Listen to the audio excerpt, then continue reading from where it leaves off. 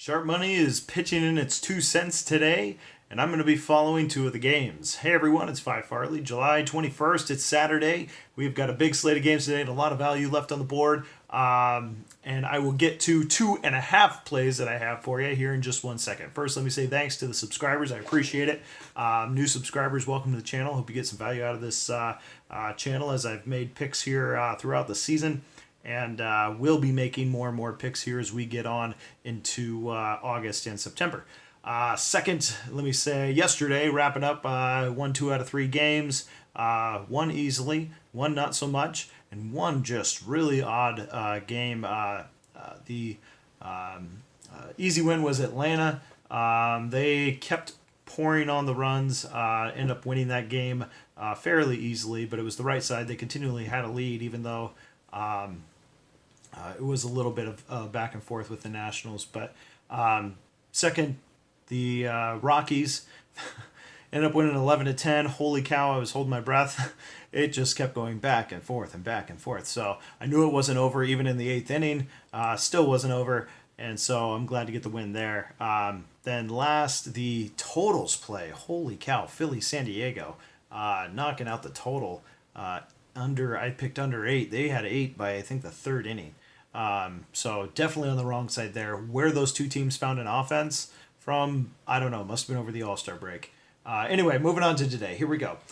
So I got, like I said, 2.5 games to get to. Both I'm following sharp money. There's 3 really big plays today that have sharp money on them. I'm taking 2 of the 3. And the first, or I'll tell you the one I'm not taking, which is going to be Chicago White Sox, Covey. A lot of sharp money coming in on Chicago White Sox today.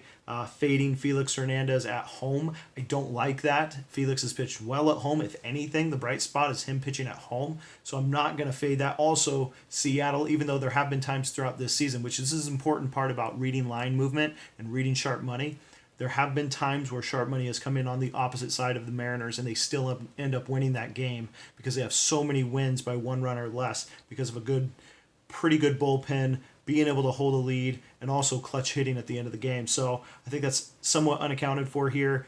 Chicago's road record is atrocious. Seattle's home record is awesome.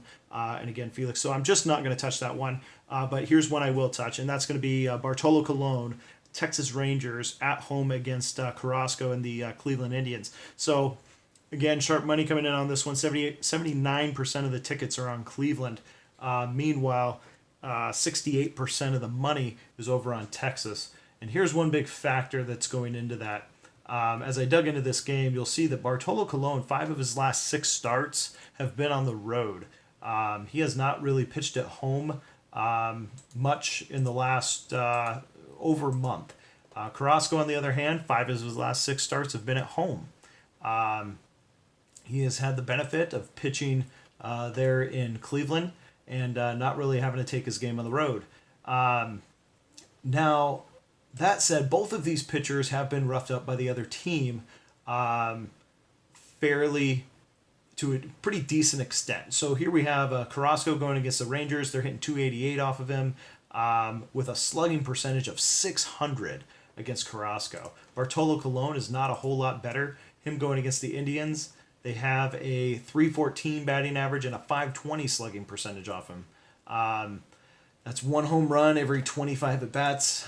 Meanwhile, against Carrasco, they're getting a home run about every 12 at bats against him. I look for them to. I don't think Carrasco will make it through the 5th, and which means we go into the bullpens. Now, who has the stronger bullpen, Texas or Cleveland? Absolutely, it's going to be Texas. Cleveland with the 29th ranked bullpen in all of baseball, sporting a 5.28 ERA. Texas, on the other hand, 7th ranked bullpen with a 3.5 ERA this season. So everyone knows Cleveland's Achilles heel is their bullpen. I would not support them. I think Carrasco is going to go out early with a couple long balls, not make it through the 5th, and then we got a long day for the Indians as they try and keep the Texas hitters at bay in the 2nd highest scoring field in all of baseball, which is Arlington Stadium. What is it now? I always know the old names and not the new names. What is Texas Field called now? It is Globe Life Park in Arlington. That cracks me up. All right, so moving on to the next game. First, give me Texas Rangers. We got them at a plus 160 to 165 underdog. Which, by the way, both picks yesterday were underdogs as well, big ones. So that was a good win. Okay, second game I have is Tampa Bay. Miami. Fading Tampa Bay. 69% of the tickets over on Tampa Bay, 76% of the money over on Lopez. What we have going on here is Miami's got young kids starting. Pablo Lopez, only 22 years old, just getting going. We're seeing money coming on the under here, so we definitely are going to see more pitching versus offense. Miami's been hitting the ball decently. 11th batting average, so top of the middle third in the month of July. So they are hitting the ball. A lot of singles, though, nothing big. Their slugging percentage is one of the lowest for being in the middle and top third. But here's what we're going to be fading, and that's going to be Tampa Bay's approach with Stanek starting the game.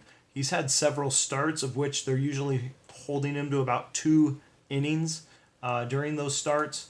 And then we're going on further into the Tampa Bay bullpen. So we have Miami's offense going really against Tampa Bay's bullpen today. That's what everyone's fading. I'm going to be on that too and fade away there. The underplay is not bad in this one, but I'm going to take the underdog. We're at a plus 140 with Lopez and the Miami Marlins. All right, so my half play that I have today is I'm going to be watching St. Louis and Chicago in the first game. But if the Cubs win the first game, I'm going to take the Cardinals in the second game. So behind Gant. So just watch that one.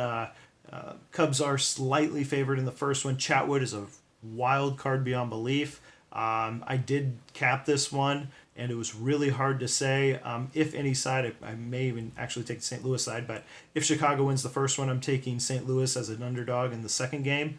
Feel free to follow that if you'd like, but that's just only contingent upon a Cubbies loss, or excuse me, a Cardinals loss in the first game. One other game I did cap, it will be interesting to watch, which will be New York's offense versus Matz's home run giving up. Matz has given up, Steven Matz for the Mets has given up a lot of home runs this year, he's given up a lot of home runs to the New York Yankees offensive hitters. His history with them has been giving up those home runs, and Sonny Gray has been absolutely atrocious at home. And here we have the atrocious pitching of Sonny Gray going against Matz, who's been better, however, gives up the long ball to these hitters, and the Yankees are on a record-breaking pace for home runs in a season. So we'll see what gives there, whether it's the Yankees offense getting to Matz, or if it's Sonny Gray giving up his typical, I think the last 30 days he has a 9+ ERA. So the over might not be a bad play in there. Imagine that, a Mets over, but over might not be a bad play there, but it'll be a fun one to watch. So again, my 2.5 plays, Texas, Miami, and then if the Cubs drop the first one, if the Cubs win the first one, give me the Cardinals in the second one behind Gant. All right, good luck, everyone. See you again soon.